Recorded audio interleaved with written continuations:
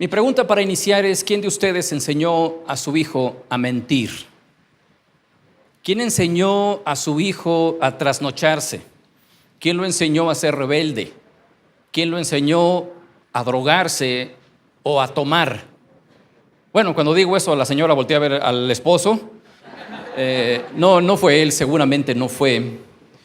De pronto las cosas cambian y eso es triste. ¿Por qué? Porque vemos que nuestros hijos crecen y conforme crecen ellos, los conflictos aumentan, como veíamos ya. ¿Cuántos de ustedes tienen hijos entre 0 y 5 años? Levanten la mano. 0 y 5 años. Ahí está el rostro de los desvelados. Estos son los que toda la noche están con el foco encendido, porque cuando llegan los hijos, la luz del hogar llega, ustedes saben. Pero ¿cuántos tienen hijos entre los 10 y los 15 años? Levanten la mano. Mira el rostro de la frustración. Los que tienen hijos menores de 5 años van a tener esa cara que vieron de los demás que levantaron la cara así como todos frustrados. Pero vea la diferencia. ¿Cuántos tienen hijos mayores de 25 años de edad? Miren nada más. Es el orgullo de que terminaron la universidad, productivos, creciendo, etcétera. ¿Cuántos tienen hijos mayores de 30 años? Mire el rostro de la depresión y la tristeza. Esto ya se dieron cuenta que los hijos se van. Los hijos vuelan. Es increíble la similitud en nuestro tiempo con la época del Señor. Y es muy interesante. Abra conmigo la escritura en Isaías, por favor. Le dieron a usted algunas notas para que pueda ir escribiendo en un esquema. Usted va a ver algunos pasajes por ahí. Iniciemos en Isaías, por favor, el capítulo 1. Y quiero que vea la impresionante similitud entre nuestros tiempos y los tiempos de los profetas de aquella época. Isaías, allá en el capítulo 1, Dios revela su palabra al profeta y lo que llama mi atención es lo que dice el verso 2. Isaías capítulo 1, el verso 2 dice: oíd cielos y escucha tú tierra, porque habla Jehová, Dios, el mismo Dios, dice esto. Escuche a Dios hablando. Crié hijos y los engrandecí, y cuando ellos terminaron la prepa, se rebelaron contra mí. ¿Verdad que sí? Mire que los muchachos terminan la prepa y se sienten los jefes del planeta. Cuando lavan un coche y se ganan 100 pesos y andan con sus 100 pesos en la bolsa, ya nos hablan de tú y nos miran de frente porque se sienten autosuficientes.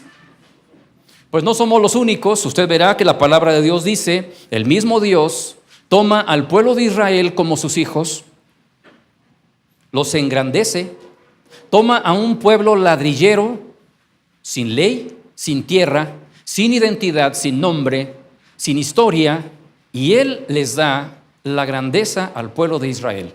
Y cuando ellos se hacen grandes y se ven fuertes, se rebelan en contra de Dios. Es decir, no somos los padres los únicos que sufrimos esto. Dios ha sufrido la rebelión de sus hijos. Y mire el pecado, el verso 4, el pecado de Israel en aquella época: gente pecadora, pueblo cargado de maldad, generación de malignos, hijos depravados. Dejaron a Jehová, provocaron a ira al santo de Israel, se volvieron atrás.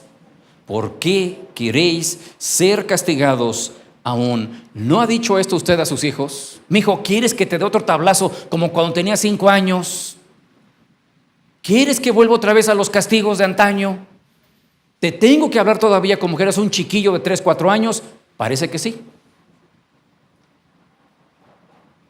Dice el verso 6: desde la planta del pie hasta la cabeza no hay cosa sana en él, sino herida, hinchazón y podrida llaga.